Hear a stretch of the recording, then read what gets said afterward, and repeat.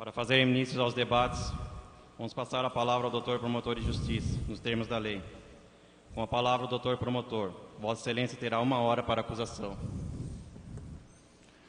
Primeiramente, eu vou cumprimentar aqui o nobre magistrado, Dr. Newton Neri, a quem devo muita honra e satisfação de estar aqui hoje, e sou conhecedor de sua integridade e imparcialidade, e sei que conduzirá hoje os trabalhos aqui com pulso firme.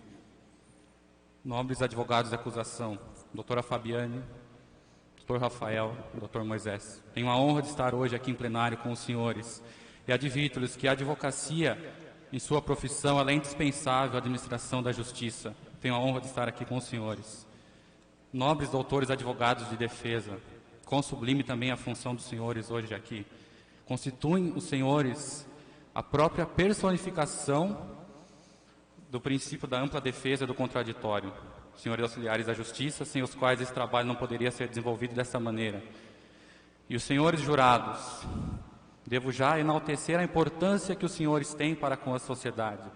O legislador penal deixou a cargo dos senhores, homens do povo, julgar os crimes mais importantes cometidos em nossa sociedade, os crimes contra a vida, os crimes dolosos contra a vida, senhores.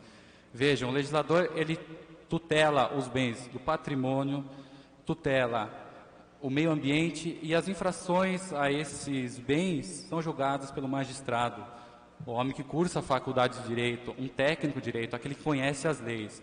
Mas o bem maior é julgado pelos senhores, o bem da vida, é claro. E advirto-lhes hoje aqui que os senhores não estão aqui como meros espectadores de um julgamento. Os senhores são verdadeiros juízes aqui, possuem uma decisão soberana, senhores. Curvo-me a responsabilidade dos senhores. Vou proceder agora à leitura do libelo crime acusatório. O libelo crime acusatório, então, é uma exposição escrita e articulada do fato criminoso feito pelo Ministério Público. Por libelo crime acusatório, diz a Justiça Pública, por seu promotor de justiça, contra a ré Maria Luísa Rocha, qualificada às folhas 9.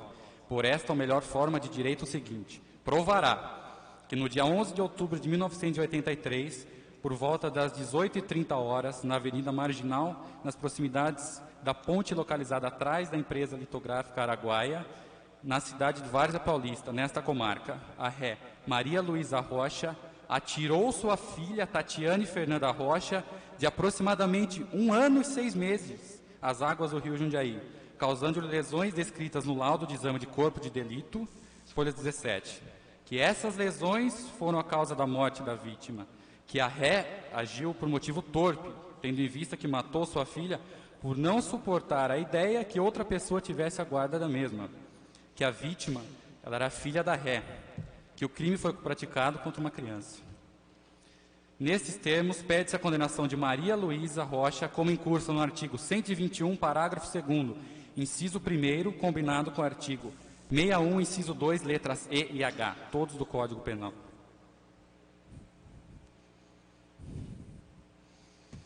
Senhores, para iniciar, o magistrado ele irá fixar para os senhores alguns quesitos. Com base nesses quesitos que ele irá elaborar para os senhores, ele vai fazer a dosagem da pena. O primeiro quesito vai ser autoria e materialidade. Eu peço aos senhores, votem sim a esse quesito.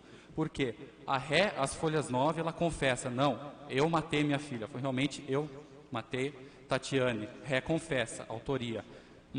Materialidade, o que vem a ser? É a prova da existência do fato. O corpo de Tatiane, o cadáver da criança, é a prova da existência do fato. Então, quesito, autoria e materialidade, votem sim. Segundo quesito, letalidade, que a conduta da ré deu causa à morte de Tatiane. Está claramente demonstrado, a conduta dela foi o quê? Foi jogar sua filha ao rio. Em virtude dessa conduta, a criança morreu. Segundo quesito, letalidade, votem sim também. Terceiro quesito, eu acredito seja o mais importante, a qualificadora. É o motivo torpe. Ela matou sua filha com motivo torpe. O que é a torpeza, senhores? A torpeza é aquilo que atenta contra a moral. É o ignóbil, é o indecoroso, é a total abjação. Qualquer fato, é a verdadeira maldade. Queria que os senhores pensassem o seguinte: se eu tivesse na minha mão hoje um cachorrinho, recém-nascido, e aqui fosse um rio, tivesse esse cachorro e jogasse ele no rio, era um ato contra a moral. Era um ato de leviandade, um ato de maldade. Agora imagine, senhor, se eu tivesse na minha mão uma criança de 1 ano e 6 meses e procedesse da mesma maneira, pegasse a criança e jogasse no rio. Não é um motivo torpe, senhores? Por favor, a esse quesito, votem sim. Eu aproveito agora para contar-lhes resumidamente a história. Uma bela noite, Maria Luísa, em um parque de diversões, conhece Amaro Francisco do Nascimento. Os dois conhecem e posteriormente vêm a manter relações sexuais 2 ou 3 semanas após o ocorrido. Alerte-se que desde a primeira vez que se conheceram, ele já disse a ela que era um homem casado. Por favor, senhores.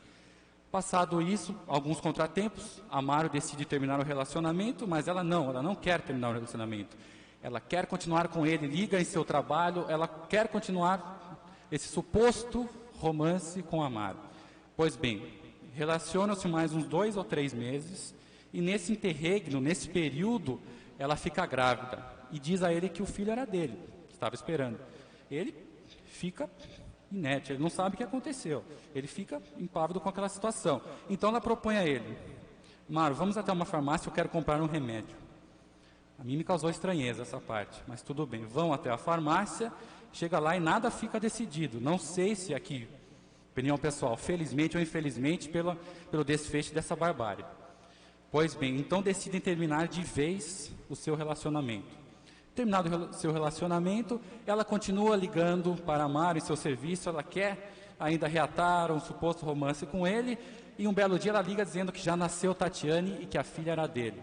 Ele então diz assim: se a filha é minha, vamos fazer os exames, tudo bem, por mim tudo bem, eu quero saber se a filha é minha, mas eu quero levar você até o médico para saber a verdade dos fatos. Ela se recusa terminantemente aqui, eu não sei porquê.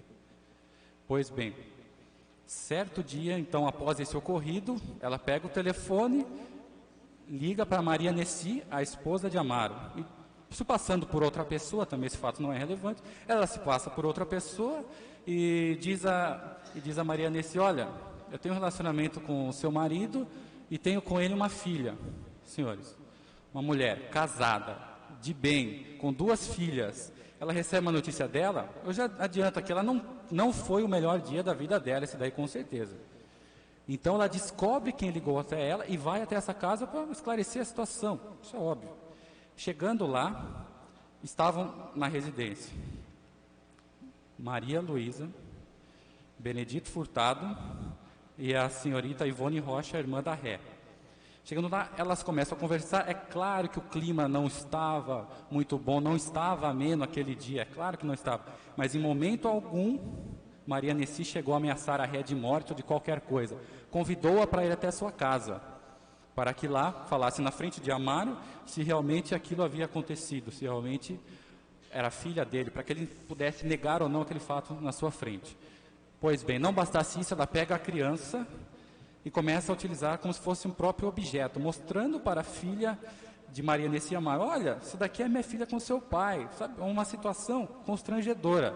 Não bastasse isso, ela começa a maltratar a pequena Tatiane. Ela pega a criança, ela maltrata, ela xinga, ela bate. Eu imagino como foram os últimos meses de vida dessa pobre coitada dessa criança, dessa desgraçada. Desculpe o perdão da palavra, dessa pobre desgraçada. Então, chegado o dia que ela vai até a casa de Amaro e Maria Nessi, os dois lhe propõem o seguinte: olha, nós temos a intenção de ficar com a filha de você. Só que é o seguinte, nós queremos fazer isso de acordo com a lei, de acordo com a justiça. Então ela não sabe se responder se queria, se não queria, e fica de dar uma resposta. Mas aqui eu alerto os senhores já. Não foi a primeira vez que alguém tentou ficar com a criança.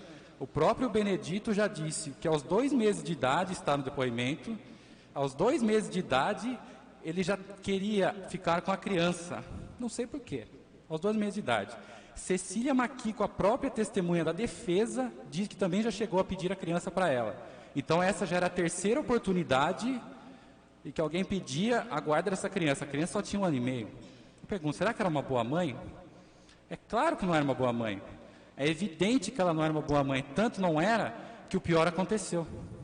No dia 11 de outubro de 83, por volta das 16h50, ela sai de sua casa e diz assim no depoimento: eu saí da minha casa para comprar leite e matei minha filha. Olha, como se isso fosse a coisa mais normal do mundo. Saí para comprar leite e matei a minha filha. Senhores, por favor, ela se aproveitou que naquele dia estava garoando, não tinha ninguém por perto, Então, ela andou por mais de 3.000 metros com a criança no colo, escolheu um lugar onde não tivesse ninguém por perto, afastado, desceu um barranco com sua criança no colo e jogou sua criança. Aqui hoje ela disse que ela colocou não, senhores, ela jogou. O laudo demonstra que a morte dela se deu em virtude que ela bateu a cabeça, uma lesão craniana que provocou-lhe a morte. Portanto, ela não colocou, ela jogou a criança, ela jogou fora a sua criança. Portanto, é esta a ré que os senhores vão julgar hoje aqui. É esta a conduta da ré, a conduta criminosa. Eu devo esclarecer aos senhores, para que se falar em crime, é necessário uma conduta contrária à lei. O crime, na concepção de Magalhães Noronha, um dos mestres do direito penal, fato típico, antijurídico e culpável. O que é o fato típico? Fato típico é quando você se conduz de acordo com aquilo que está na lei, de acordo com aquele artiguinho que está escrito na lei. Matar alguém. Ora, matou alguém, matou sua filha. Fato típico preenchido. Antijurídico, antijuridicidade é você se comportar contra o direito, você se comportar contra a ordem jurídica justa.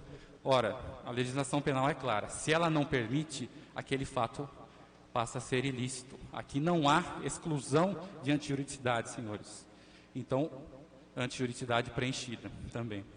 E entre a conduta e o resultado deve haver um nexo, chamado nexo causal. É um liame, como se fosse um elo entre os dois. Em virtude da conduta dela, que foi qual? Jogar a filha, o resultado morte. Então a morte adveio desta conduta. Portanto, há esse nexo causal. Aqui eu já vou advertir os senhores. Se a defesa disser o seguinte: não, Amaro e Maria Nessi influenciaram nessa conduta da ré, afastem essa tese, senhores. Eu peço, por favor, que afastem essa tese. Porque é o seguinte: para que tenha relevância penal, é necessário que o agente tenha agido com dolo ou culpa. Então, é necessário que o agente tenha a vontade de praticar o delito. Ora, Amaro e Maria Nessi não queriam matar a criança, eles queriam adotar a criança. Porque senão o indivíduo que tem uma arma de fogo encontra um desafeto seu e atira. Sabe quem seria responsabilizado segundo essa tese? O indivíduo que atirou. Aquele que vendeu a arma, aquele que forneceu a arma, aquele que forneceu a matéria-prima. É uma regressão infinita. Então, afastem a ideia de que Maria Nessi e Amaro deram causa a esta conduta. Por favor, senhores. Também algumas coisas foi falada a respeito da reputação da ré. Ora, sinceramente, a mim não importa a reputação que ela tinha na padaria, não importa a reputação que ela tinha no açougue, no velório, para mim isso é indiferente. O que importa é a conduta que ela teve. O que importa é que ela teve a maldade de matar a sua própria filha, a torpeza, a frieza demonstrada quando ela vai reconhecer o corpo da própria filha. Senhores, imagine, alguns dias depois, creio eu, 7 ou 8 dias depois, a criança já num estado lamentável de putrefação, até ela reconhece o corpo e fica ali impávida. Não, é minha filha. Como se estivesse reconhecendo esse copo d'água aqui, como se esse copo d'água fosse do Senhor. Não, esse copo é meu, colocaram aqui, ele é meu. Friamente ela reconhece isso. Portanto, senhores, a reputação dela não me importa. Não me importa. O que me importa é que ela cometeu esse delito. E diria mais, uma pessoa que não se importa com a vida da própria filha, ali, caída, ela não irá se importar também com sua reputação. E na cena do crime, eu quero que o senhor deixem claro isso na cabeça dos senhores. Ela pega sua filha e joga nas águas.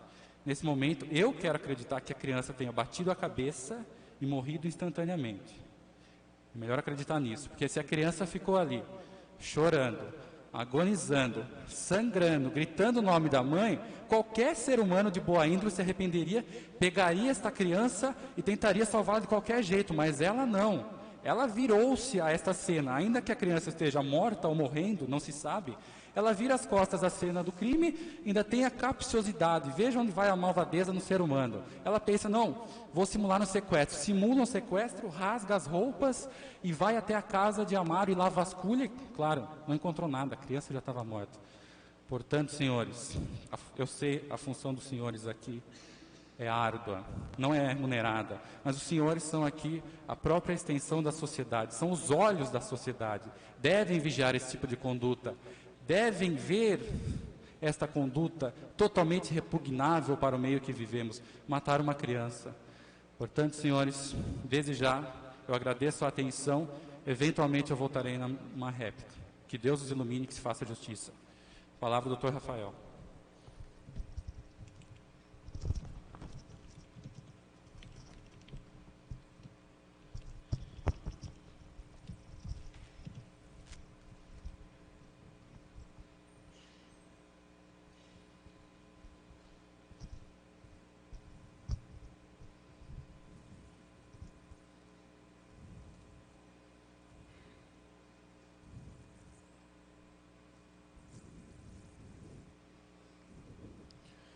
Senhores jurados, nesse momento agora, iremos demonstrar aos senhores como Maria Luísa cometeu esse crime. Por quê? Na verdade, esse homicídio, qualificado como dito pelo Dr. André, teve vários detalhes que não foram mostrados apenas nessa inquirição de testemunhas. Nós queremos agora que os senhores passem a mentalizar, colocar dentro da cabeça e, se possível, se colocar no lugar de Tatiane, que era a menina que foi atirada no rio, para podermos tentar visualizar e assim condenar essa pessoa que matou a criança. Peço licença aos senhores, pois nessa minha demonstração eu terei que diversas vezes consultar o processo e mostrar também aos senhores o que consta no processo para provar a sua veracidade. A primeira comparação que eu gostaria de fazer foi o espaço percorrido por Maria Luísa. Não sei se os senhores notaram que ela andou cerca de 4 quilômetros até jogar a criança no rio. O que são 4 quilômetros hoje? 4 quilômetros evidenciam pelo menos 8 voltas em uma pista de atletismo. Sim, aquelas pistas de atletismo que nós vemos na televisão, com competições de corrida e tudo mais. Ela percorreu todo esse espaço com a criança no colo. O que ela tinha no colo? Qual era o peso que ela levava até esse local? Ela tinha mais ou menos no seu colo 12 quilos. O que são 12 quilos hoje? 12 quilos, todo mundo aqui, evidentemente, todos os senhores jurados, já foram ao supermercado fazer compras. Os senhores já devem ter pego aquele saco de arroz de 5 quilos e colocado debaixo do braço. Andando com aquele saco de arroz por cerca de 600 metros que seja, provavelmente os senhores tiveram que parar e trocar de mão, pois o peso já começou a ficar desconfortável. Não é isso que ela fez? Ela fez exatamente isso, mas não com apenas um saco de arroz, mas sim com 2, equivalente a esse mesmo peso. E carregou esses 4 quilos, esses 12 quilos, por cerca de 8 voltas em uma pista de atletismo. Agora, embora isso não tenha sido perguntado à ré, provavelmente a criança deveria estar chorando naquele dia. Por quê? Porque naquele dia era um dia de garoa. Imaginem só os senhores agora, já era a hora do leite, exatamente a hora que Maria Luísa saiu com ela de sua residência para ir comprar o leite. A garoa caía na criança e, como ela já estava com fome, provavelmente ela estava chorando naquela ocasião. Mas nada disso, nenhuma dessas circunstâncias, nem mesmo o peso, nem mesmo o espaço, nem mesmo o cheiro da criança no seu colo, talvez pedindo comida e pedindo o carinho da mãe, fez com que Maria Luísa voltasse atrás. Ela estava decidida ao sair de sua residência com o crime que iria cometer. Peço licença a ler os senhores, como disse o nosso doutor André, que a criança foi jogada no rio com força. Notem aqui as páginas 17 do nosso processo. Eu gostaria de mostrar para os senhores o motivo da morte da pequena Tatiane. Discussão e conclusão. Do referido ao exposto, conclui-se que a necropsiada foi a óbito em consequência de contusão craniana produzida pela ação de instrumento contundente. Agora gostaria de fazer um paradoxo aqui. Todos nós, moradores da nossa cidade de Várzea Paulista e Jundiaí, já percebemos qual é o cheiro que é exalado do rio Jundiaí, não é mesmo? Ao passarmos para irmos pegar um ônibus, ou ao passar de bicicleta, ou mesmo com nossos veículos, já paramos ou passamos ao lado do rio Jundiaí. O que sentimos dentro daquele rio? Sentimos um forte odor, evidente, é um rio. Mas o que mais existe ali dentro? Fora esse forte odor que é exalado, existem ratos, existem baratas, animais peçonhentos, dejetos humanos que são jogados ali. Várias coisas que produzem até um ambiente que é até difícil ficar parado e olhando para aquele rio. Mas mesmo assim, retomo ainda a falar, nem mais essa circunstância que a própria Maria Luísa reviveu na reconstituição no crime, no processo em pauta, nem mesmo esse cheiro e todos aqueles objetos encontrados ali fez com que ela voltasse atrás. Ela sentiu isso no dia da reconstituição do homicídio, conforme eu gostaria de mostrar para os senhores aqui que faz parte integrante desse processo. Gostaria que todos pudessem prestar atenção nas fotos, quando ela assumiu a autoria desse homicídio e demonstrou aos peritos e ao delegado de polícia como jogou a criança no rio. Notem só, ela caminhando e aqui nessa foto sim, ela jogando. Gostaria que todos pudessem observar a criança no rio. Os senhores podem notar que ela está num patamar até elevado. Vejam só, imaginem com que cena ela se deparou aqui naquele momento, passando toda aquela sujeira. Agora eu pergunto aos senhores, o que se joga no rio? O que nós jogamos no rio? Nós jogamos lixo no rio. Hoje no rio são jogadas coisas que nós não utilizamos mais. Foi isso que Maria Luísa fez. Ela comparou a sua filha a um saco de lixo inútil. Ela simplesmente pegou esse saco e não apenas colocou dentro do rio, mas jogou com força esse saco, comparando então sua filha a um lixo. Certamente, isso não é aprovado por nossa sociedade, pois se já configura um crime de dano ambiental, jogarmos lixo, objetos que não mais os utilizamos dentro de um rio, crime esse que Maria Luísa não cometeu. O que dizer então jogar uma vida dentro do rio, senhores jurados? É realmente uma coisa que a nossa sociedade não pode aceitar. Ela afrontou também violentamente o nosso artigo 5º da Constituição Federal, onde diz que todos temos o direito à vida e a vida do ser humano é inviolável e não tem direito de ser retirada por ninguém da outra pessoa. Agora chegamos à parte mais interessante, após os senhores saberem desses detalhes. Por que Maria Luísa fez isso? Como o próprio doutor André já demonstrou para os senhores, esse motivo é um motivo torpe, falaremos dele um pouco mais adiante também. Em primeiro lugar, ela disse que Amaro e sua esposa Maria Nessi queriam tomar a criança de seus braços. Todos nós sabemos que o Estado, hoje representado por nós, promotores de justiça, e nós, advogados de acusação, e também representando o Estado, os senhores, como os jurados aqui presentes, não admite uma retirada relâmpago de uma criança do colo de sua mãe.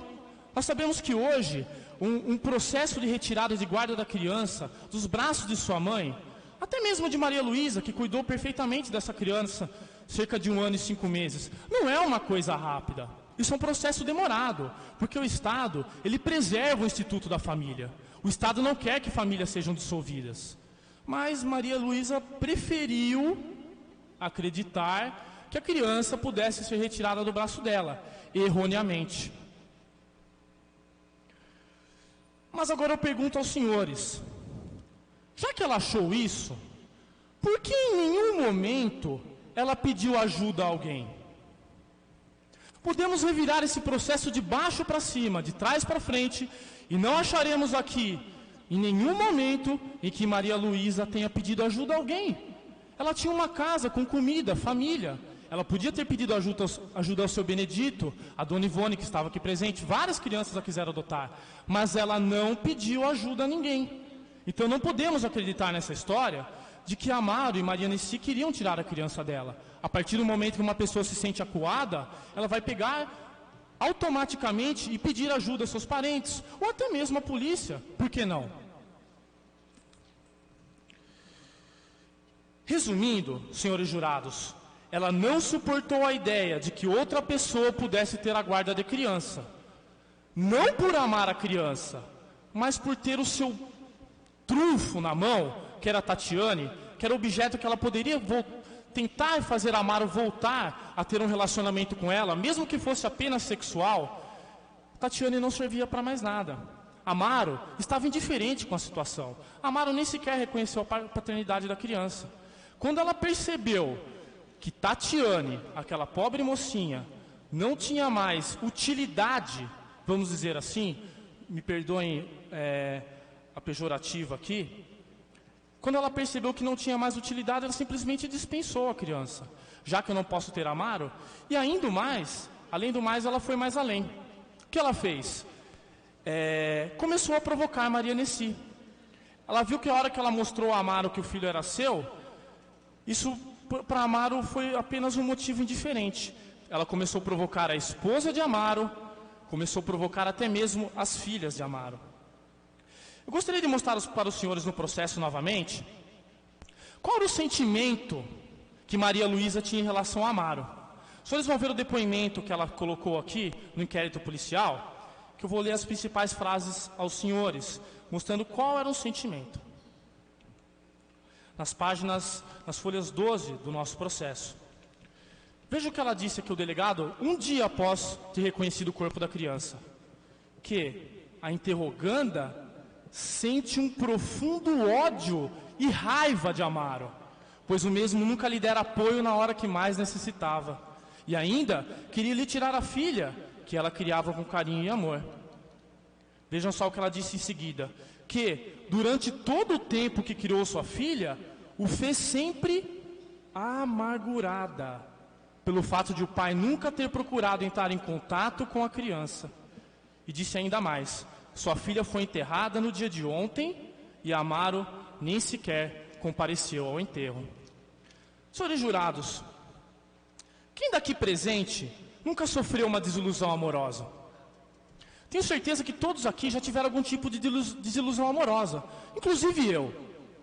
Todos nós já tivemos um namoro que não deu certo, um relacionamento com alguém, ou até mesmo um casamento em que se fazem muitas promessas, gerando até mesmo um filho, esporadicamente. Foi o que aconteceu aqui. Já pensou se todas as pessoas do nosso Brasil, e no caso da nossa cidade de Jundiaí, que tivessem desilusões amorosas, e com um filho fruto desse relacionamento, ao esse relacionamento não dar mais certo, jogar e dispensar essas crianças, objeto de tanto amor do Instituto da Família? Realmente não podemos aceitar isso, não é mesmo?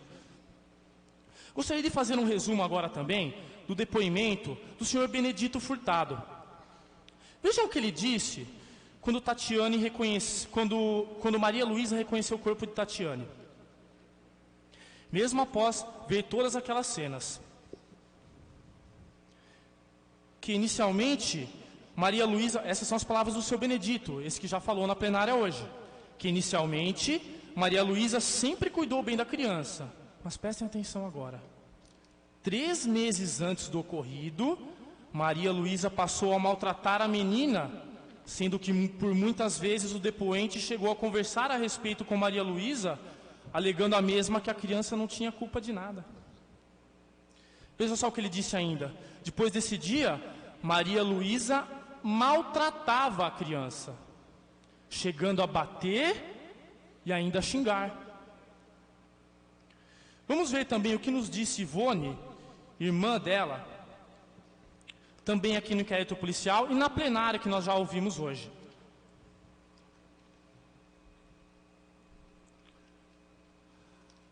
A depoente então chegou a conversar com Maria Luísa, palavras de Ivone para sua irmã.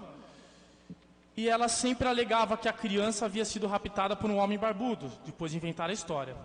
Maria Luísa, que também a reconheceu, isso falando do momento em que Maria Luísa viu a criança sendo retirada do rio Jundiaí, chamada pelos bombeiros. Mas não chegou a ficar muito emocionada com o fato. Maria Luísa continuou a residir na companhia do depoente Ivone, mas viajou por outra cidade e nunca teve uma alteração de humor nesse sentido. Realmente, senhores jurados, fica evidente que a criança para ela nada importava. O que ela queria realmente era ter Amaro de volta, mas ela não conseguiu isso. Nem com provocações ao próprio Amaro e nem com provocações à mulher de Amaro. Ela pouco se importava com a criança, tanto que o desfecho foi esse. Gostaria de ler apenas mais uma última parte do processo aos senhores, mostrando qual foi o estado em que a criança foi encontrada dentro do rio Jundiaí E os senhores mesmos vão julgar se é uma atitude correta de uma mãe, ao encontrar as crianças nessa condição, ficar simplesmente do mesmo jeito, ou nem se importar. Vejam o que diz aqui, no laudo de exame de corpo de delito, constante também as folhas 17 do processo. Vestes. No momento do presente crime, trajava pijama de malha ramado, malha azul, meias brancas e tênis vermelho. Vejam só agora qual foi o estado em que a criança foi encontrada, senhores jurados. A pele é descamativa, de coloração esverdeada, com algumas moscas e larvas de moscas. Nesse laudo, estamos falando da maneira que a criança foi encontrada dentro do rio, já quase apodrecendo, infelizmente. E ela, ao reconhecer, nem se importou com esse fato. Será que ela realmente gostava dessa criança? Sabemos que não.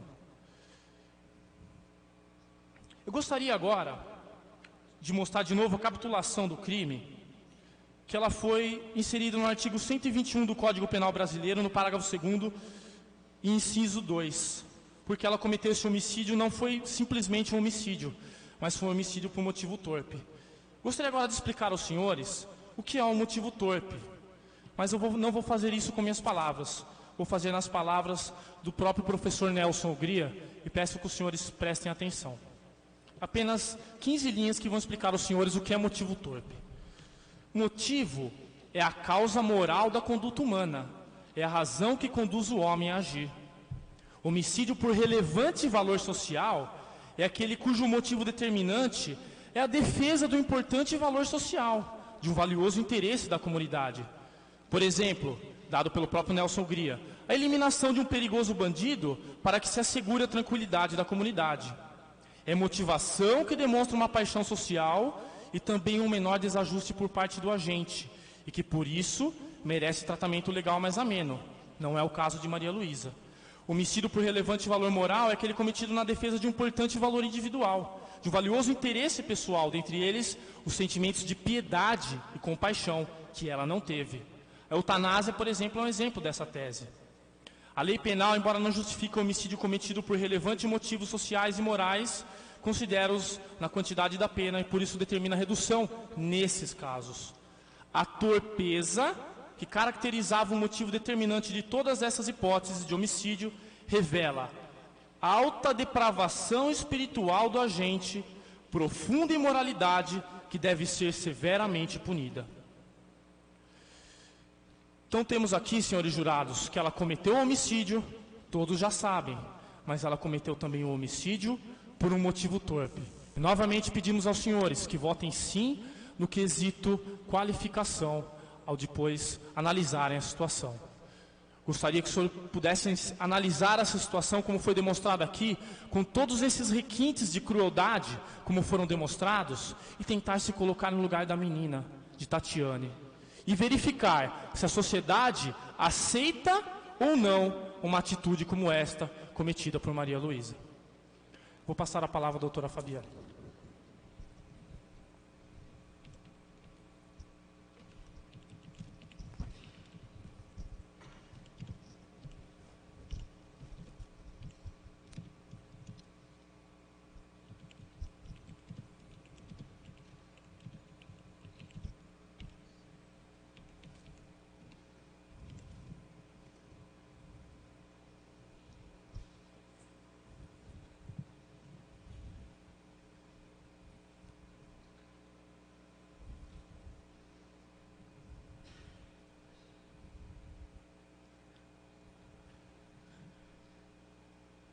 Senhores jurados, estamos aqui hoje porque Maria Luísa Rocha atirou sua filha Tatiane, de 18 meses, nas águas do rio Jundiaí, matando-a. Este é o fato que cada um de vocês tem em vossas mãos no dia de hoje. Geralmente, orientamos nossa conduta de acordo com certos princípios e valores. E normalmente, quando nos deparamos com uma pessoa que foge aos padrões que forma o interior de cada um de nós, é muito comum dizermos, essa pessoa não é normal. Diante disso, temos que tudo aquilo que foge aos nossos padrões normais é tido como anormal. E assim, será que para nós, pessoas de bem, é normal uma mãe pegar a sua filha, andar por 4 quilômetros no frio, com ela nos braços, e ao final dessa caminhada, atirá-la do rio, matando-a? É evidente que não. E por termos extrema repulsa a atos como este praticado hoje, é que muitas vezes, para nós, é mais alentador acreditarmos que quem foi capaz de fazer um ato como esse não estava no pleno domínio de suas faculdades mentais.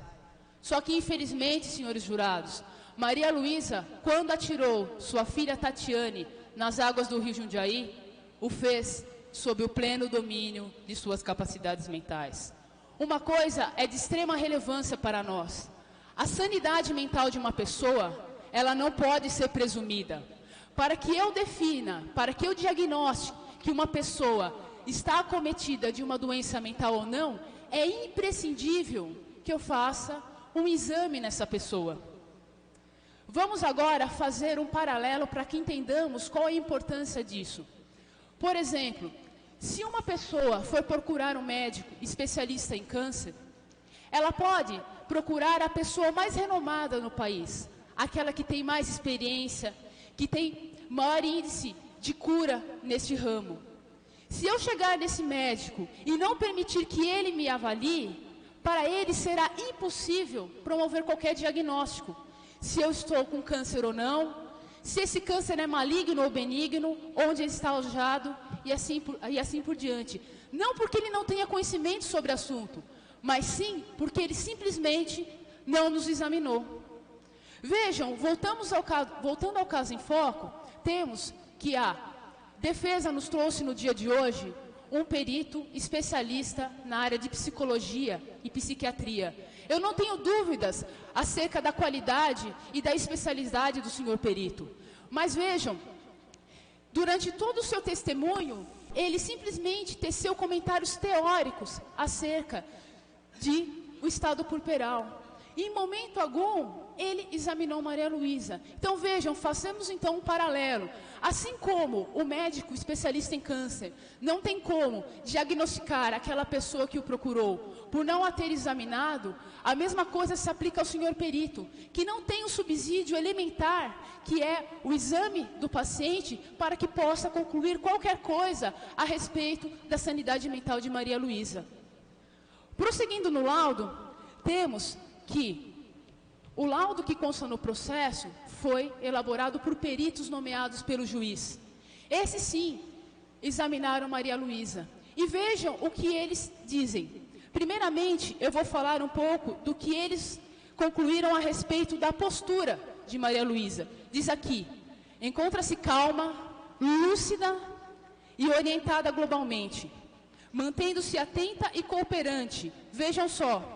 Procurando no início da entrevista dissimular esquecimento dos fatos, porém em seguida passou a descrevê-los detalhadamente, caracterizando com isso ser possuidora de memórias íntegras, tanto para os fatos antigos como para os recentes.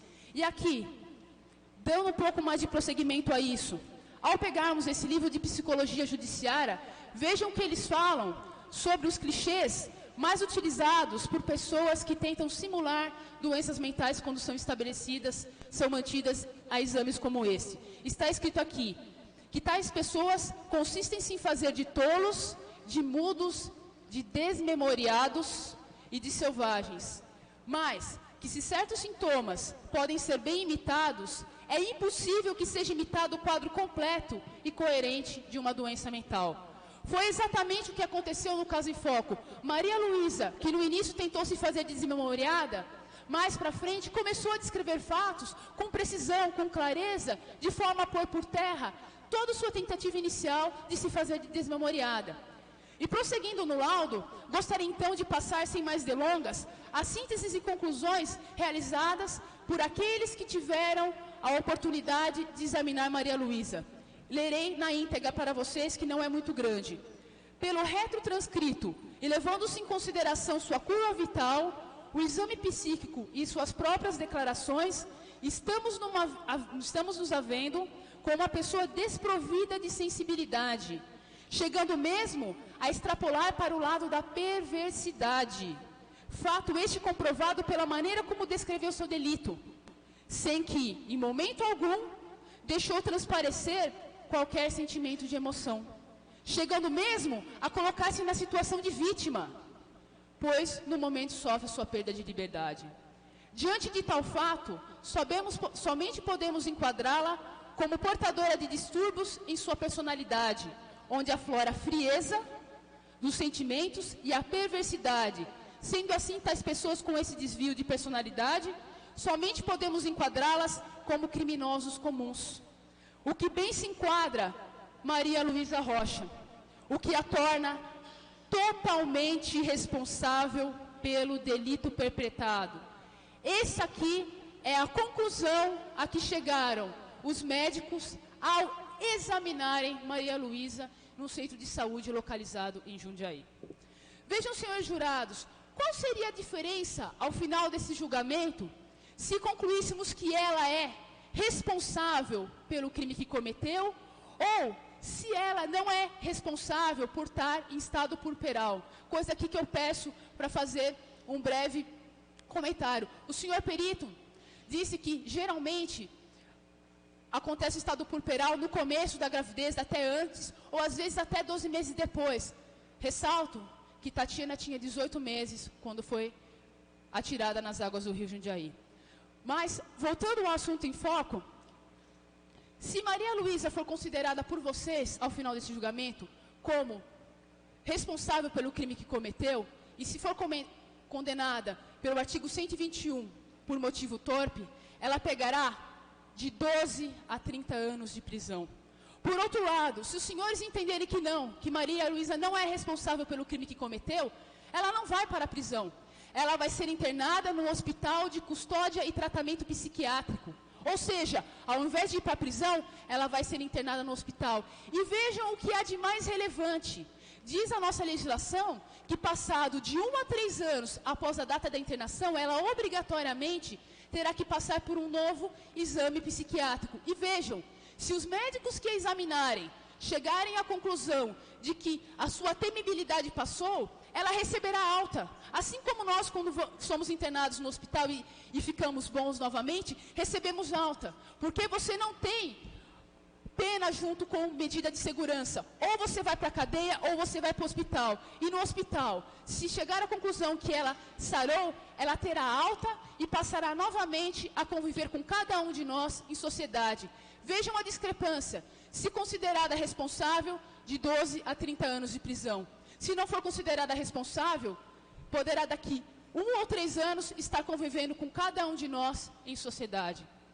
Vejam, Maria Luísa, no inquérito policial, nos disse que atirou sua filha Tatiana nas águas do rio Jundiaí. Na primeira fase desse processo para juiz, ela disse novamente que matou a sua filha. E no dia de hoje, para cada um de nós, ela disse: eu matei a minha filha. Então vejam que a defesa não tem como hoje chegar aqui e pedir para que nós acreditemos que Maria Luísa não matou a sua filha. Eles não têm como fazer isso, porque Maria Luísa é reconfessa. Por conta disso, questionar um laudo psiquiátrico ou trazer dúvidas acerca da sanidade mental de Maria Luísa tornou-se a única alternativa para que eles façam com que Maria Luísa não pague pelo crime que cometeu. Então vejam, senhores, eu aqui não pretendo que os senhores julguem que o caso de hoje, ou seja, que Maria Luísa, ao tirar sua filha nas águas do rio Jundiaí, isso seja um fato normal. Não estou pedindo em momento algum, pois isso não é. Mas uma coisa é não aceitarmos esse fato como normal. Outra coisa é acreditarmos que Maria Luísa não é responsável pelo crime que cometeu. E para encerrar, então, eu gostaria de ler mais uma vez o libelo crime acusatório, que será base para as perguntas, ou seja, para os quesitos que cada um de vocês irão votar na sala secreta. Primeiro quesito, que no dia 11 de outubro de 1983, por volta das 18 horas e 30 minutos, na Avenida Marginal, nas proximidades da ponte localizada atrás da empresa litográfica Araguaia, na cidade de Várzea Paulista, nessa comarca, a ré Maria Luísa Rocha atirou sua filha Tatiane Fernanda Rocha, de aproximadamente 1 ano e 6 meses, às águas do rio Jundiaí, causando-lhe as lesões descritas no laudo de exame de corpo de delito de folhas 17. Desde já, senhores jurados, peço que vote sim para esse quesito. Estamos diante de uma ré confessa.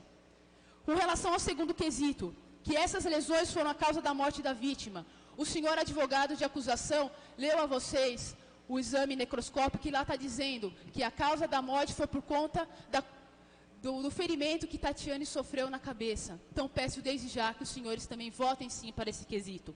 Que a ré agiu por motivo torpe, tendo em vista que matou sua filha por não suportar a ideia que outra pessoa tivesse a guarda na mesma. Senhores jurados, peço desde já que votem sim para esse quesito também.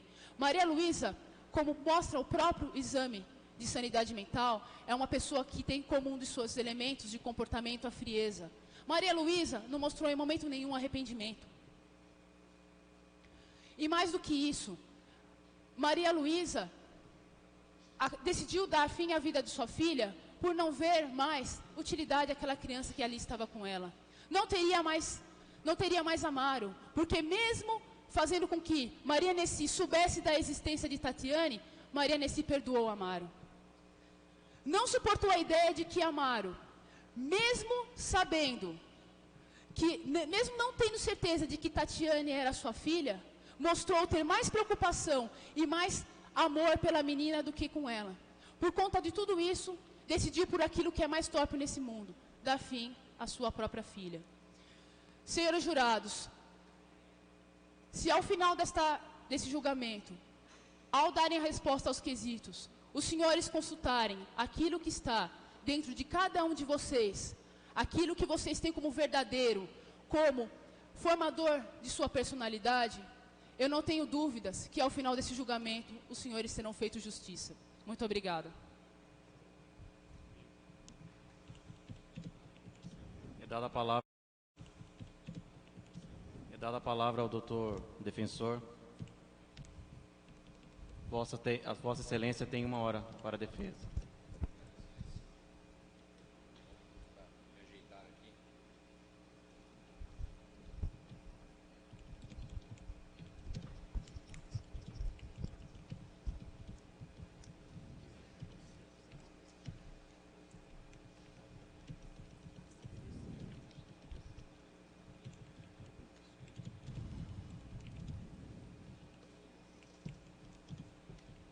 Meritíssimo juiz, presidente do Tribunal do Júri, quando a casa de ensino, em mudança de cenário, transforma-se no templo de Temis, sejam minhas primeiras palavras de saudação a Vossa Excelência, que representa a justiça.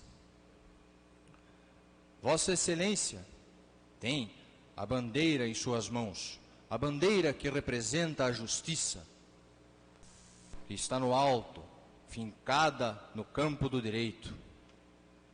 E no alto, os ventos podem sacudi-la, os sóis aquecê-la, e ela permanecerá ovante e magnífica. Se rugirem as tempestades, rolarem por sobre as nuvens os trovões ensurdecedores, e cruzarem os relâmpagos, nada arrancará do topo em que estiver, símbolo de proteção aos bons e de aviso aos desrespeitadores da lei.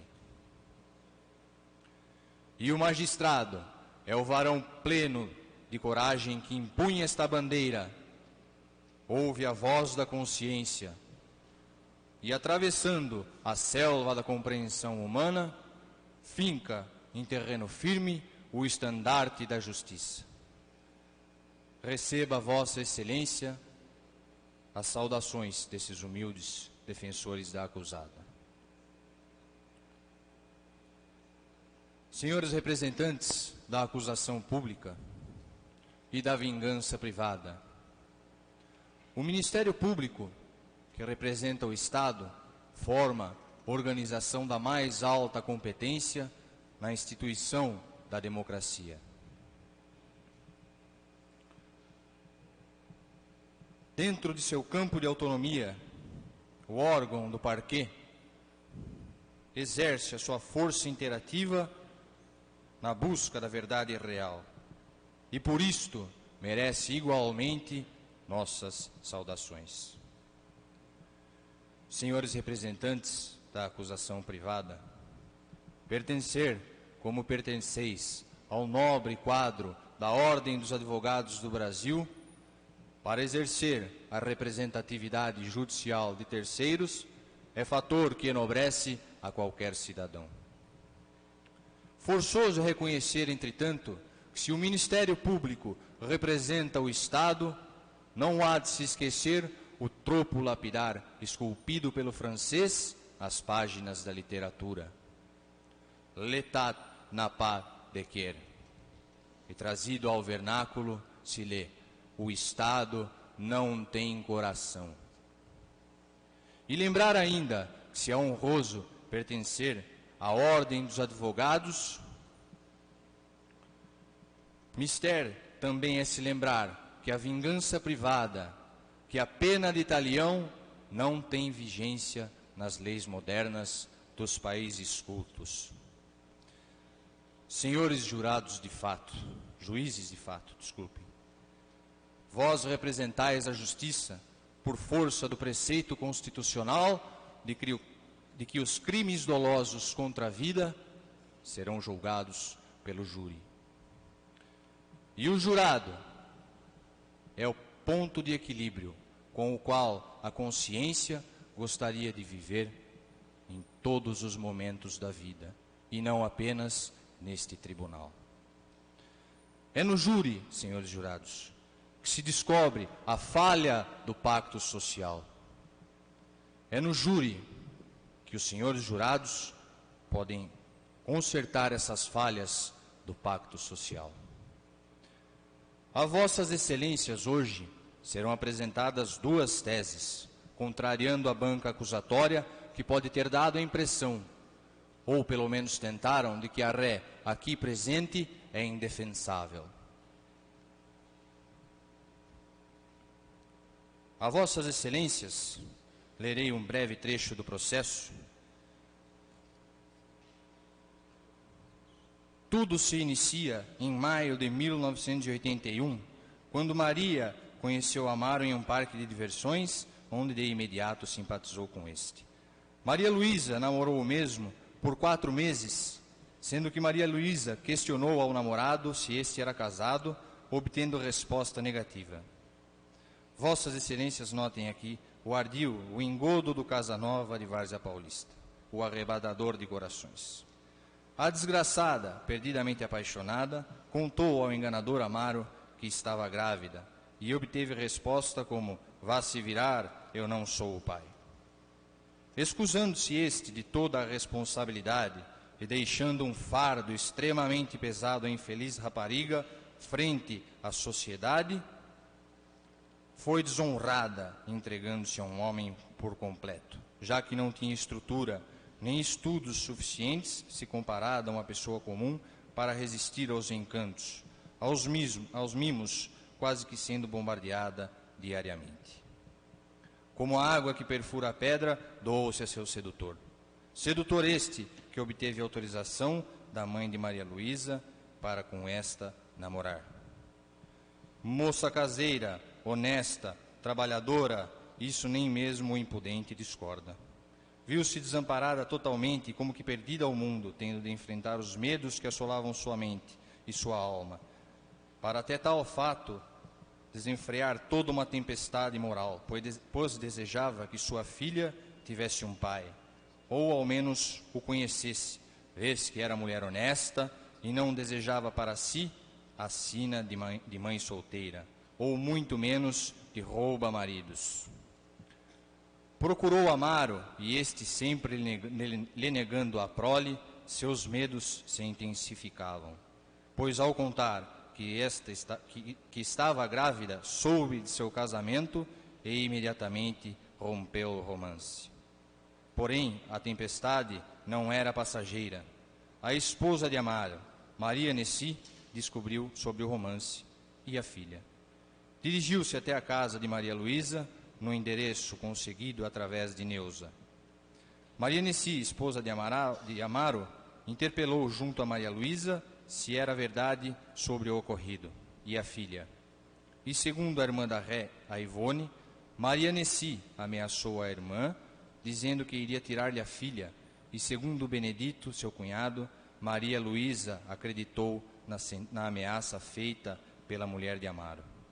E isto não é tudo.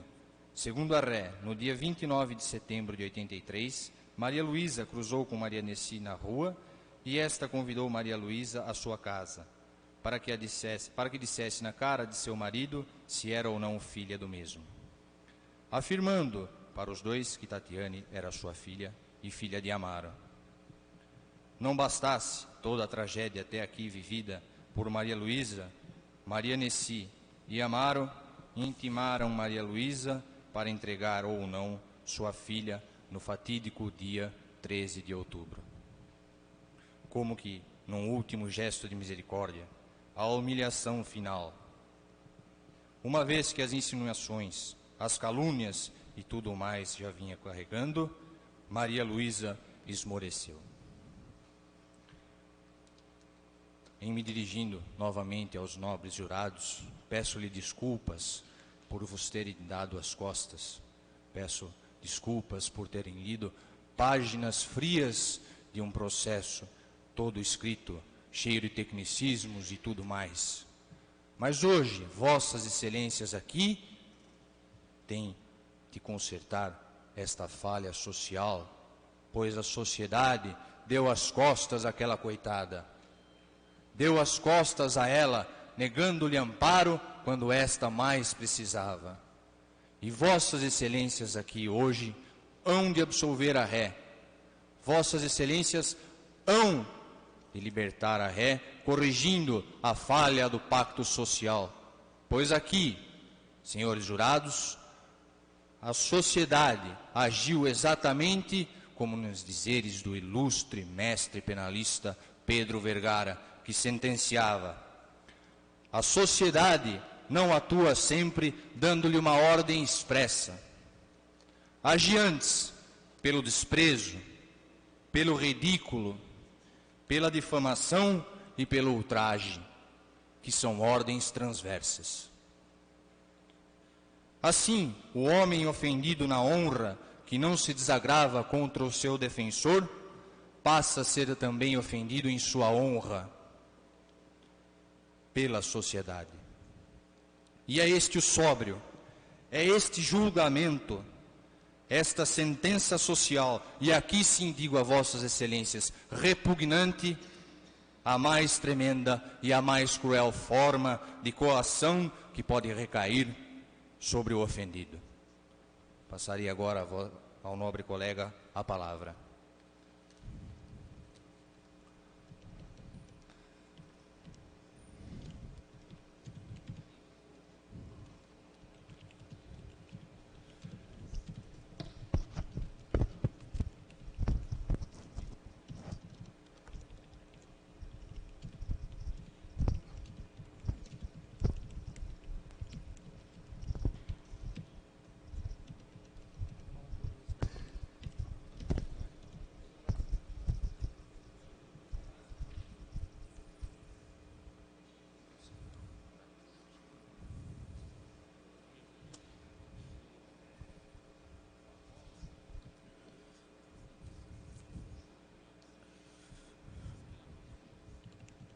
Senhor magistrado, senhores componentes da promotoria, meus cumprimentos.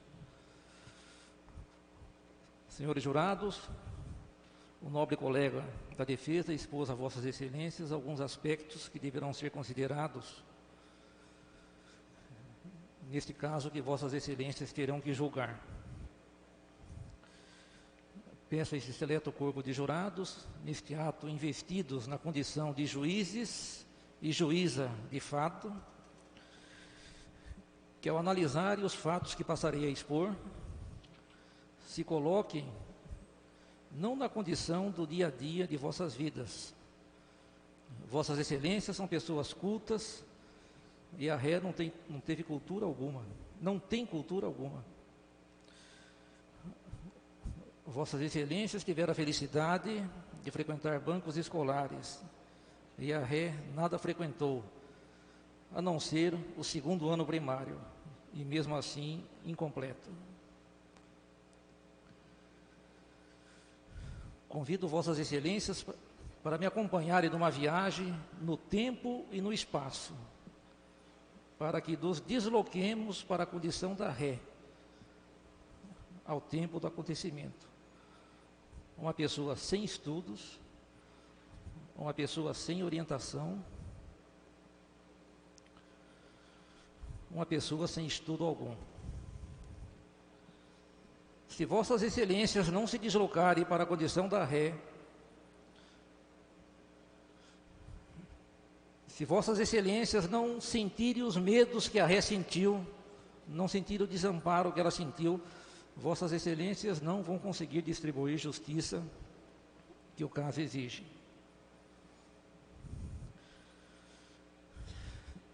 Pelos depoimentos em plenário,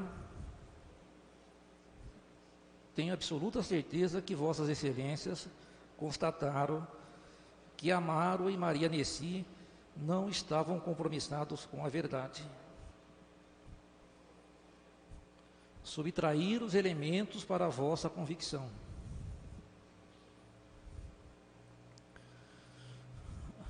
Apesar de Amaro admitir que queria a criança, ele nunca quis a criança. Durante a gravidez daquela que gerava a sua filha, ele já abandonou-a. Depois do nascimento, ele sequer procurou conhecê-la. Não deu o seu nome a ela. E nem foi ao seu enterro. E quanto a Maria Nessi, ela nunca quis adotar criança alguma. Ela queria se vingar da humilhação sofrida.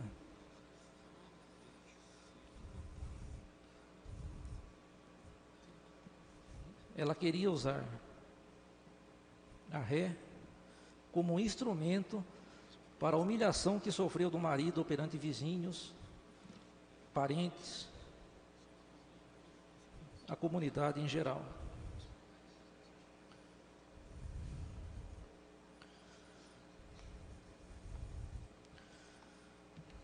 As declarações de Amaro e de Maria Nessi só existem nos autos para eximi-los da responsabilidade pela coação moral que exerceram sobre a Ré.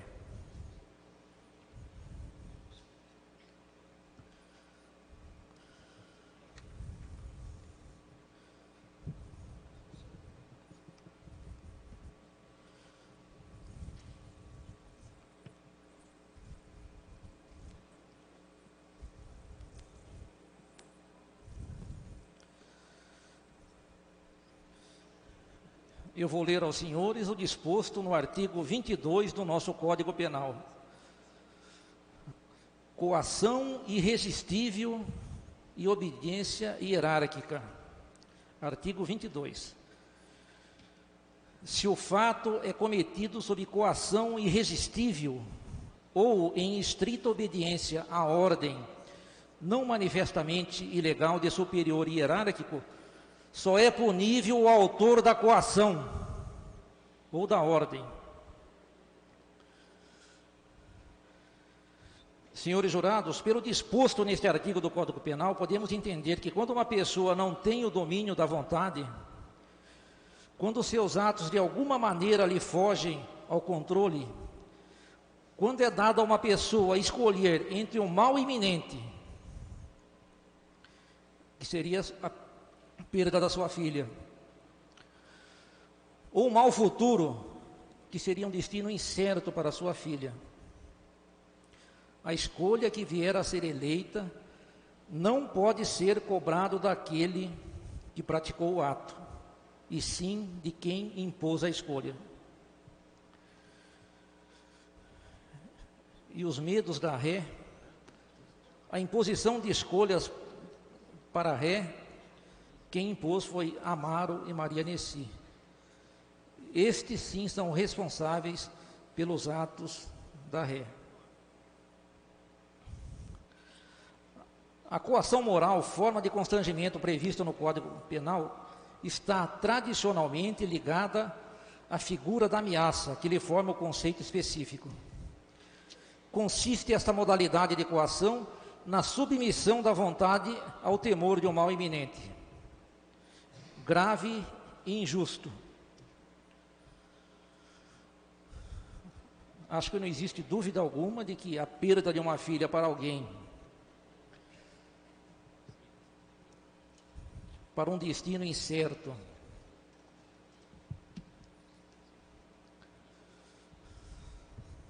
para a esposa do amante, alguém consegue enxergar que essa criança seria bem tratada? Olha, senhores, eu estou falando esposa do amante. Essa moça procurou um namorado.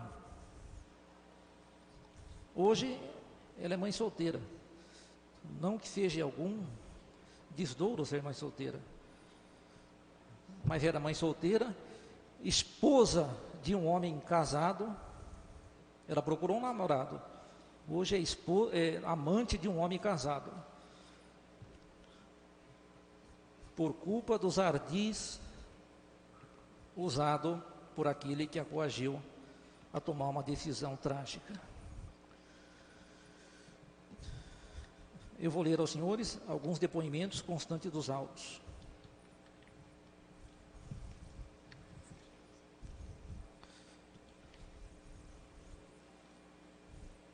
Página 9. 9.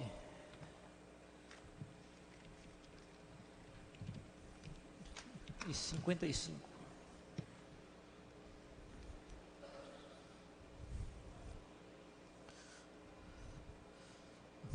Vou ler aos senhores o depoimento da ré, prestado em juízo. Gostaria que um dos senhores acompanhasse. Que a interrogada por várias vezes procurou o pai da criança para que o mesmo visse a filha de ambos, mas ele não dava a mínima importância para ela. Que no dia 29 de setembro do corrente ano, a interrogada cruzou na rua com Maria Nessi, quando a mesma a convidou para que fosse em sua casa, para que a interrogada dissesse na cara de seu marido se era filha dele ou não. Se a ré não desse a criança, ela lhe seria tomada. Que Maria Nessi disse à interrogada que pensasse no assunto e deu prazo a ela até o dia 13 próximo, para que entregasse a criança. E que a interrogada retirou-se da residência dela extremamente nervosa. Na página 55, vamos encontrar o depoimento de Neuza.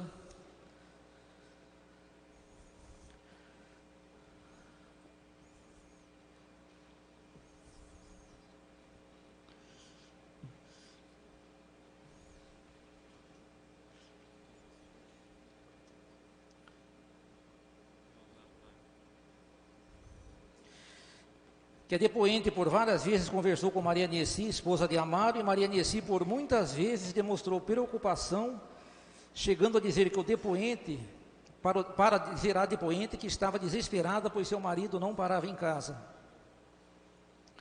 Depoimento de Rosalina Cantareira, página 56. E Maria Nessi alegou que iria averiguar a veracidade dos fatos.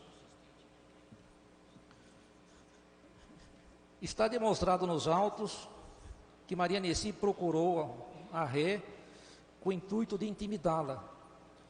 E para isso usou do subterfúgio de retirar sua filha sob qualquer pretexto. O depoimento de Ivone Rocha, na página 24.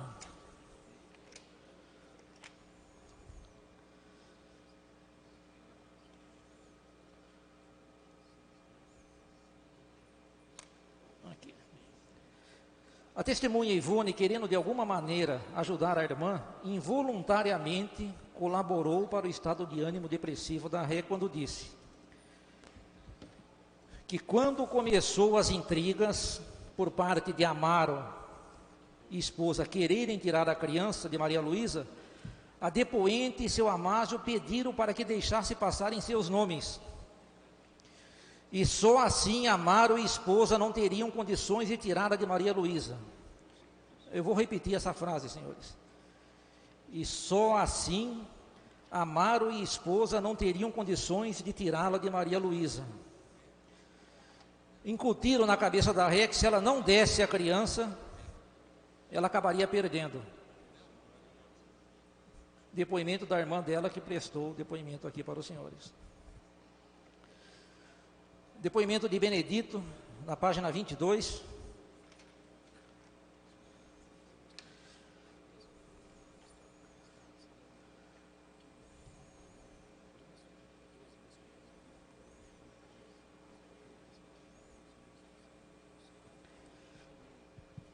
Benedito, cunhado da Ré, que cerca de 3 meses antes do ocorrido, Maria Luísa foi procurada por uma mulher, a qual queria uma confirmação de Maria Luísa se realmente era verdade que a criança era do marido. Note, senhores, 3 meses antes, os componentes da acusação disseram que foi o período que ela começou a maltratar a criança. Ou seja, foi o período que ela começou a receber a influência do ex-amante e a esposa dele. Continuando o depoimento de Benedito. A mulher chegou a se alterar. A mulher chegou a se alterar. E então a Másia do depoente, a Ivone, irmã dela, irmã da Ré, interviu. Que a mulher chegou a pedir a Maria Luísa para que acompanhasse até sua casa. Que o depoente então interviu. O cunhado dela, que prestou depoimento aqui, o Benedito, cunhado da Ré, que o depoente então interviu, dizendo a Maria Luísa não iria, pois não iria ter segurança nenhuma. Os senhores devem estar lembrados que eu questionei o depoente sobre esse assunto, e ele foi evasivo na resposta. Ele não disse que tipo de segurança ela não teria, ou seja, protegeu aquela ou aqueles que estavam ameaçando a sua cunhada. Os senhores devem ter depreendido esse tipo de conclusão, penso eu. Que depois desse dia Maria Luísa maltratava a criança. Que um dia o depoente, ao chegar em sua residência, Maria Luísa lhe explicou que estava sendo ameaçada pela esposa de Amaro. Consta dos autos, senhores. Estava sendo ameaçada. Ele não está dizendo que ela foi ameaçada. Porque se ela foi ameaçada, ela teria sido ameaçada uma vez. Ele está dizendo que ela vinha sendo ameaçada. Havia uma constância nas ameaças.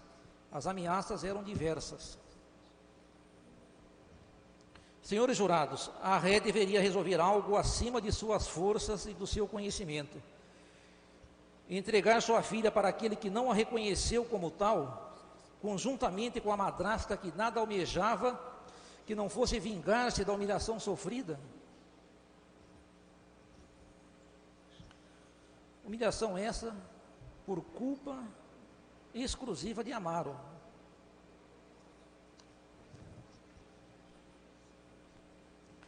Que tratamento receberia sua filha daquela que a odiava por ter sido amante do marido? Odiava a filha por ter sido fruto de um relacionamento adúltero do marido. Note, senhor jurado, a Ré procurou um namorado. Volto a dizer, hoje ela é vista como mãe solteira, como esposa de um homem casado. Peço aos senhores que leve isso em consideração ao fazerem o seu julgamento. Se Maria Luísa procurou Amaro, procurou porque ela exerceu um legítimo direito da filha, que tinha o direito de ser reconhecida pelo pai. Tinha o direito de ser sustentada pelo pai.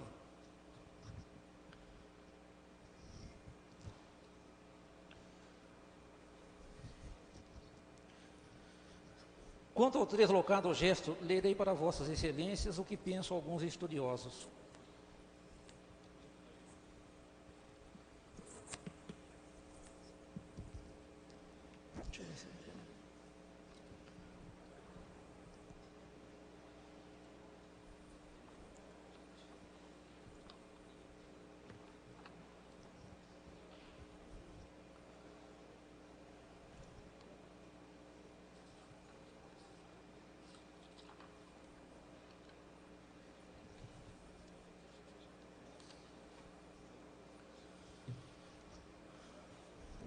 Vou ler para os senhores uma obra, um capítulo da obra Coação Irresistível.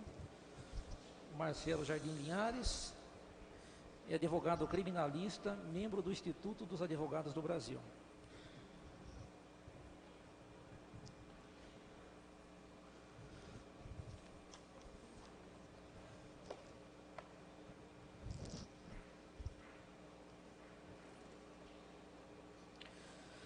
A coação moral irresistível resulta da ameaça ou intimidação, expressa ou tácita,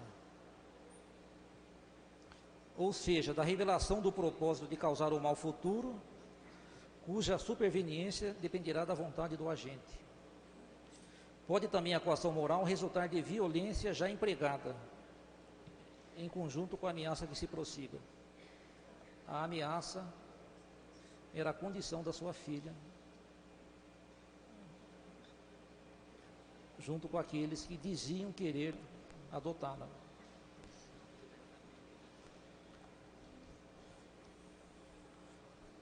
Vou ler também um capítulo da obra Estudos de Direito do Instituto dos Advogados Fluminense.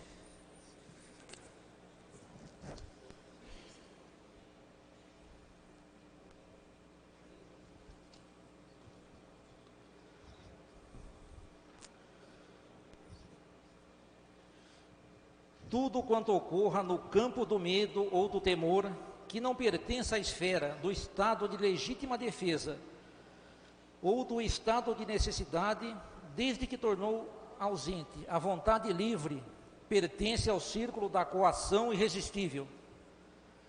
Mesmo onde não houver terceira pessoa, ou mesmo que as razões ou causa desse medo irresistível, dessa ausência de vontade livre, não possam ser atribuídos a um autor material no ato de se cometer o delito. A coação existe independente de quem cometer o delito ter ao seu lado aquele que a está forçando a cometer o ato. Quem está diante de um mal iminente e grave, coagido por forças morais incoercíveis, não tem a vontade livre. Está pressionado psiquicamente e pode, assim, neste caso, invocar a coação irresistível para eximir-se de qualquer pena.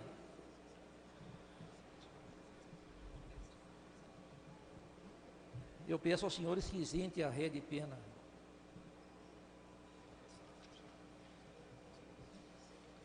Não que eu não ache que a pequena Tatiane não mereça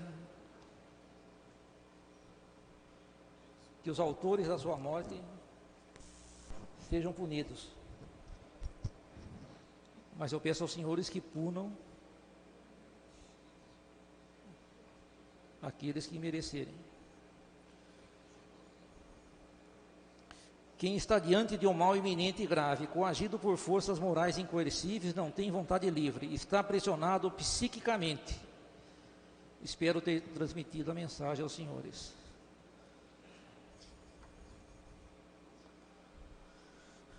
Quanto ao medo, medo de perder a reputação. Os senhores ouviram os depoimentos sobre a vizinhança da ré. Medo do desprezo social, que foi o que ela recebeu. Medo da afronta coletiva. Ela foi agredida por vizinhos. Mas somente quando esse medo é ocasionado por ameaça de mal injusto. Mais injusto que isso, que coação moral é constrangimento psíquico, desconjuntamento dos freios inibitórios, eliminação da resistência, anulação de energia, ausência de possibilidade de determinação voluntária. Sendo irresistível a coação, extingue a vontade e a consciência.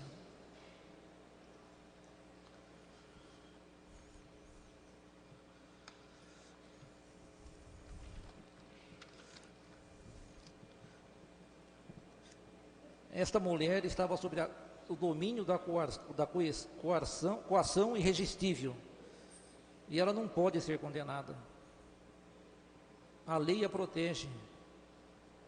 Os senhores viram no disposto no Código Penal qual a disposição da legislação.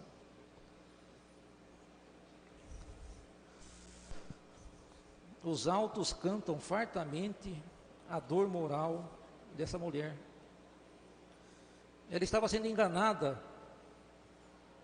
por essa obsessão que escondia dela a dignidade da verdade.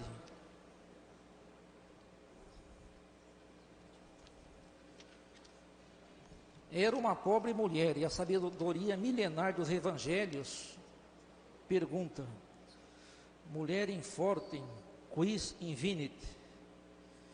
Quem encontrará mulher forte? Por certo, não haveríamos de encontrá-la na desgraçada semi-analfabeta de Várzea Paulista. Os dias passam, a luta íntima continua, e a dor moral crucia a alma daquela pobre rapariga. De dolore non si muore, ma de dolore morale si può perdere l'intellecto, sentenciava Francisco Carrara. De dor moral não se morre, mas de dor moral se perde a inteligência. Era este o estado de espírito daquela pobre rapariga. Depois que conheceu Amaro, a sua vida se tornou uma dolorosa via crucis. E resta a vós, senhores jurados, que conheceis a desventura desta jovem, ajudá-la a levantar-se. Levantar-se e caminhar. Caminhar carregando a sua cruz, cruz que não é leve. Principalmente para alguém que perdeu tudo, por culpa da irresponsabilidade daqueles que a coagiram a encontrar o último sofrimento na morte da sua filha.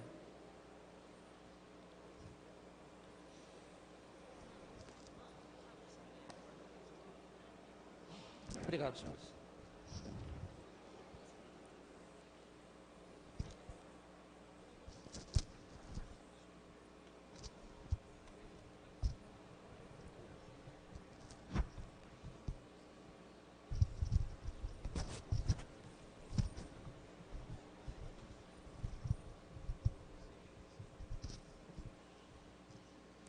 Excelentíssimo senhor presidente do Tribunal do Júri, excelentíssimo senhor promotor e assistente da acusação, senhores e senhora, membros do Conselho de Sentença, senhores e senhoras aqui presentes. A defesa dará continuidade agora numa causa calcada aos valores do direito. Posso garantir a todos que é uma causa verdadeiramente justa. Justa porque a defesa baseia-se na realidade e olha aquela mulher acostada aos bancos dos réus como um ser humano. A acusação até agora só passou, senhores, a imagem de uma pessoa só da acusada, a ré, uma já condenada, uma subalterna a todos aqui. Mas a acusação vê esta como um ser humano passível de sentimentos, de emoções, alegrias e tristezas. E é isto que afligiu esta mulher. Esta mulher, ingenuamente, senhores, se viu grávida, se apaixonou por um homem, ingenuamente se entregou a ele e disso surgiu uma gravidez. A gravidez, senhores, não é um momento simples na vida da mulher. Este período traz mudanças profundas, tanto na área física como psíquica de cada parturiente. Vem um perito até nós falar que essas mudanças profundas têm um nome na medicina, chama-se estado puerperal. Estado puerperal, senhores, não só pela medicina, e sim pelo jurista, também é defendida e é vista por todos do âmbito jurídico. Nelson Hungria, lerei aos senhores, já diz, em seu pensamento científico, das psicoses pós-partum. Além dos estados psicopáticos que podem aflorar durante o parto, ou das psicopatias em ato no momento do parto, há as psicoses que costumam sobrevir após o parto, chamadas puerperais.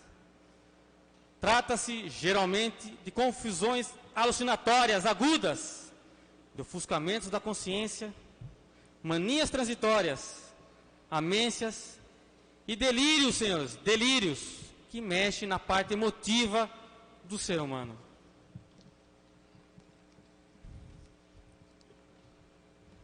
Leonildo Ribeiro, outro grande cientista, também disse sobre o puerpério.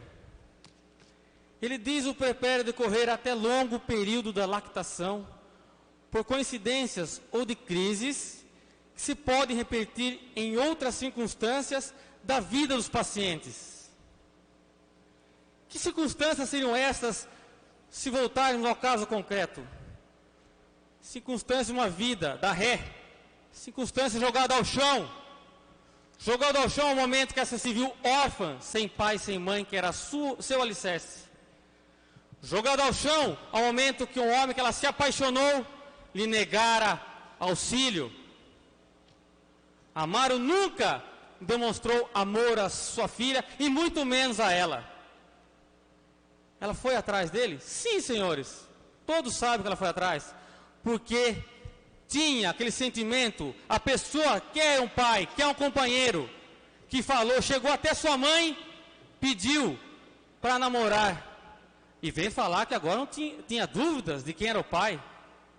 Já dizia o Balzac, senhores, não esperem algo de bom de um homem que trai a honra da própria mulher.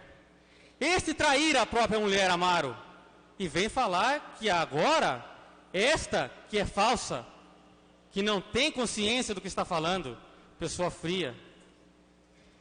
Senhores, uma pessoa que deu à luz como ela, ilegitimamente, por que legitimamente? Ninguém a reconhecera, todos falavam, virou chacota. Pensa no que essa mulher? Na sua desonra. Pensa na vergonha que ela está sentindo a cada momento. É esse sentimento que afligiu esta mulher. E não apenas a frieza que a acusação vem agora imputar-lhe. Senhora, sintam o que esta mulher passou. É fácil falar, olha, a criança estava assim, aquele jeito. Mas esta, no seu estado emotivo alterado por estar legitimamente grávida, até eles vieram comentar, olha, andou 4 quilômetros. Sim, andou. Mas falaram também que esta queria escolher um momento que não tinha ninguém para ocultar o crime. Quem quer ocultar o crime não fica 4 horas andando por aí, 4 quilômetros andando por aí.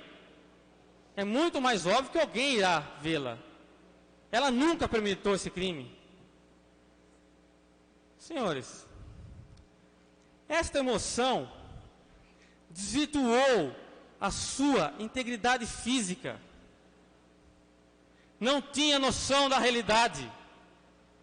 No momento súbito, ela sem pensamento fez o que fez.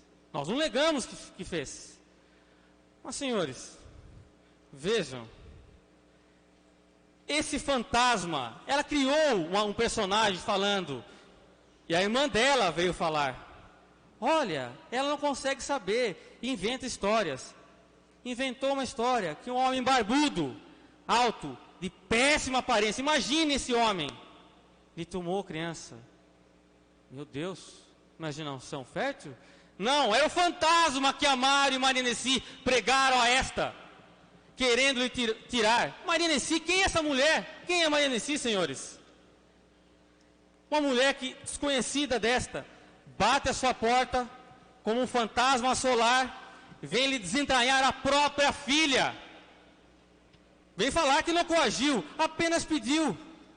Mas Maria Nessi, tenho certeza, se alguém viesse, ela já se sentiu totalmente desesperada, o momento que sabia que o marido saía, não estava em sua casa.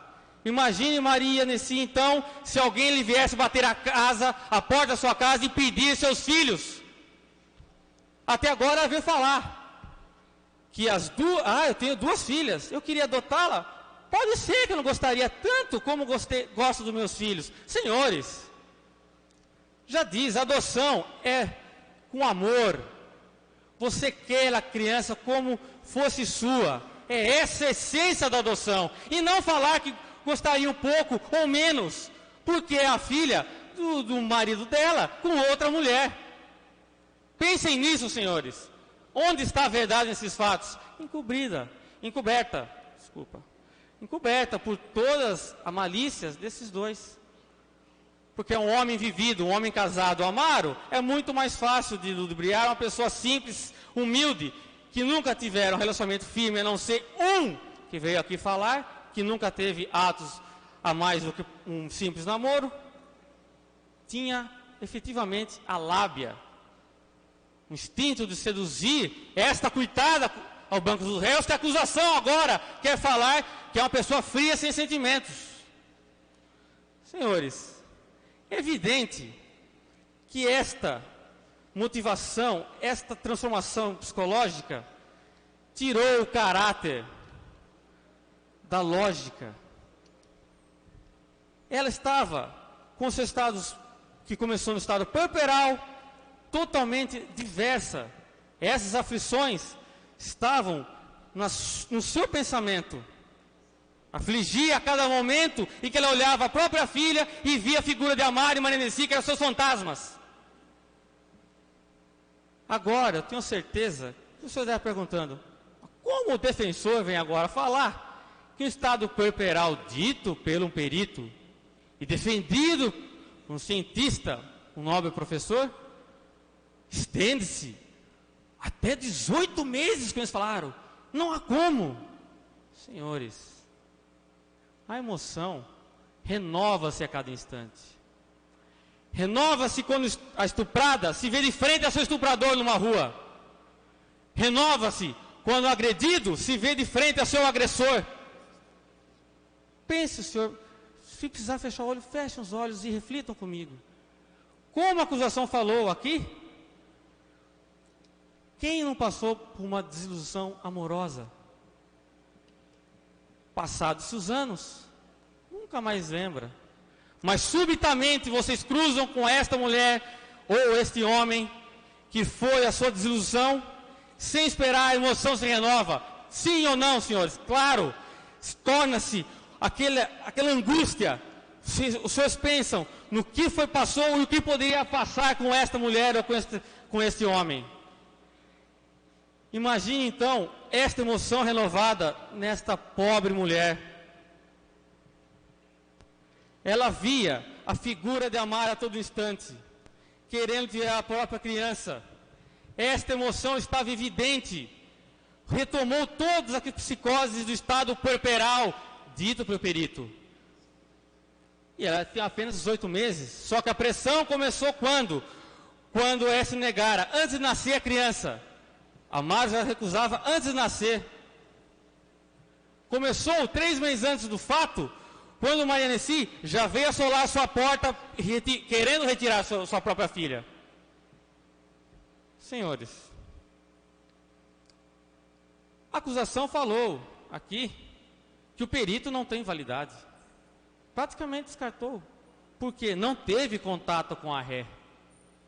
Mas em nenhum momento eu perguntei se o peperal estava nesta mulher.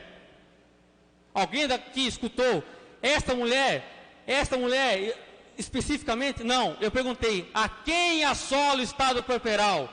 Ele disse, a todas as mulheres, porque todas as mulheres grávidas são passíveis de modificações físicas e psíquicas. Se alguém discordar que não muda nada, eu confesso que não entendo o pensamento dessa pessoa.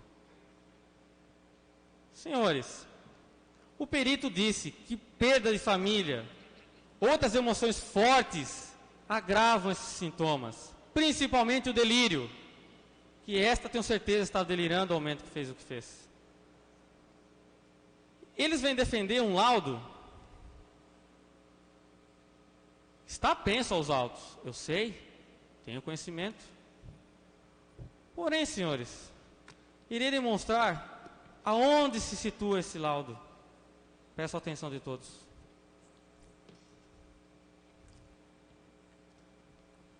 As circunstâncias e o fato que os senhores estão incumbidos de julgar hoje encontra-se aqui, em 83. E aqui os senhores deverão voltar e julgar esta pobre mulher. O laudo aconteceu aqui, em 85. São 2 anos de distância, não 2 dias. São 2 anos de distância do laudo que falou que esta era totalmente responsável. Mas nesses 2 anos, senhores, está aos autos. E provado pela própria família, a sua irmã, que ocorreu um desprezo. Ela foi desprezada pela própria família. E principalmente pela que ela se apaixonou, Amaro. Após o desprezo, esta passou por um tratamento psiquiátrico. Isso eles não falaram. Está a folha 70 do processo. Vamos ver.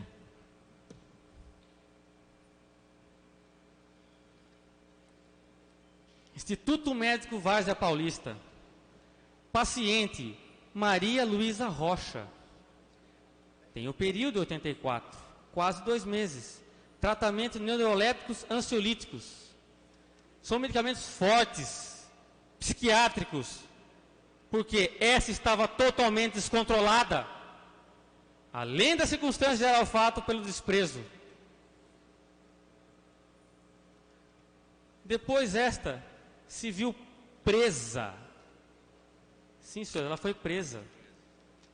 Não porque era uma pessoa totalmente brava, aquela pessoa que quer matar todo mundo, como a acusação quer falar, pessoa fria sem sentimentos. Senhores, quem decretou a prisão preventiva desta mulher foi o excelentíssimo senhor doutor juiz Cláudio Levada. A folha 71, ele vem falar. Compareceu ao fórum a ré alegando não ter onde pernoitar, visto que nenhum de seus parentes aceita. Obtive abrigo provisório junto ao SOS. Depois, a paz 75, 76, 77, vem a sentença que decretou sua prisão. Esta prisão, senhores, foi baseada, está aqui, ele diz: Maria Luísa procurou-me, expôs sua situação. Está sem lar e sem amparo moral ou material. Evidentemente não deixou de ser do gênero humano pelo crime que cometeu. Dessa forma, tem direito ao mínimo de dignidade e de condições materiais de sobrevivência. Doutor defensor, Pois não. eu gostaria de lembrar que o doutor só tem mais 10 minutos. Pois não. Continua. A par do lamentável problema de ordem social para a qual uma sociedade despreparada e subdesenvolvida como a nossa não tem solução, a REM encontra-se provisoriamente no SOS município por mera liberalidade, depois decreta-lhe a prisão. Senhores, num ato louvável do magistrado, que desceu do seu pedestal, pisou ao chão descalço, ao mesmo chão que esta mulher pisou, ele decidiu jogar essa mulher ao calabouço do Estado, um lugar fedorento que todos conhecem aqui, sabe das deficiências desse Estado, jogar-lhe esta à prisão, ao invés de deixar junto a uma sociedade sem sentimentos, que a recusara, nunca lhe dera amparo. Concordo com o laudo no que ele diz. Pessoa fria e sem sentimentos. Sim.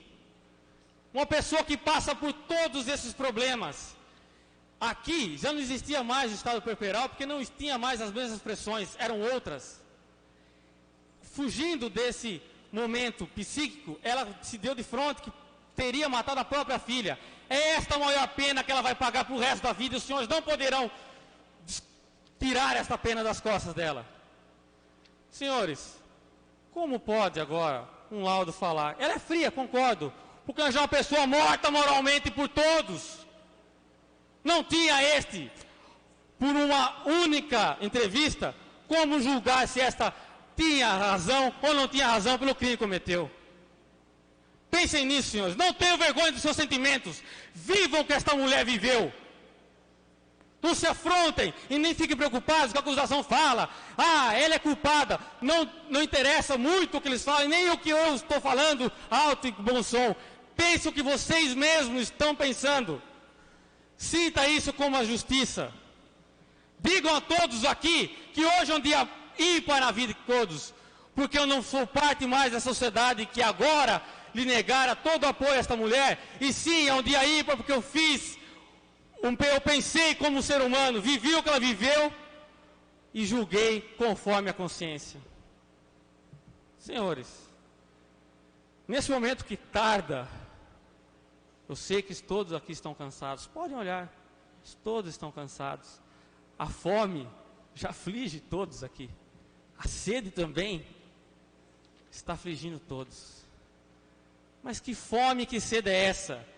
É a fome da justiça, a sede da distribuição dessa justiça. E para que essa seja feita, teremos que viver o que esta viveu, sentir o que esta viveu, vibrar como esta vibrou. Assim, os senhores estarão fincando a bandeira que no alto sempre estará inatingível, como o defensor falou aos senhores. Desse jeito os senhores estão aplicando justiça. Não apenas jogar ela a uma cadeia sem sentimentos. A maior pena dela é saber que ela subitamente, sem pensar, matou a própria filha. Pode ficar 30 anos numa cadeia, mas se ela sair e ver uma pessoa com outra filha, aquela emoção, aquele desespero lhe retornará. Peço que apliquem a justiça, absolvendo a ré, porque já pagou muito, e essas aflições lhe carregará por resto da sua vida. Muito obrigado. A defesa encerra-se por aqui. Quero o doutor promotor usar da faculdade da réplica. Não. Diante disso, antes de iniciarmos a leitura dos quesitos, faremos um breve intervalo de 5 minutos.